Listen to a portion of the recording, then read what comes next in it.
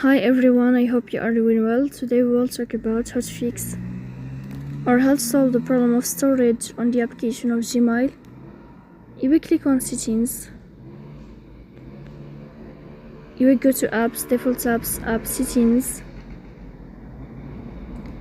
In this list you will search for Gmail.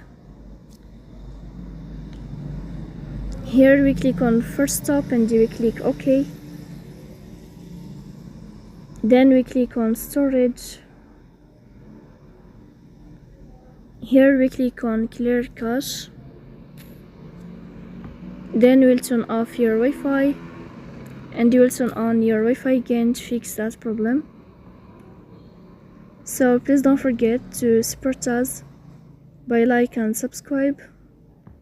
See you next time in another video, and thank you for your watching and your attention.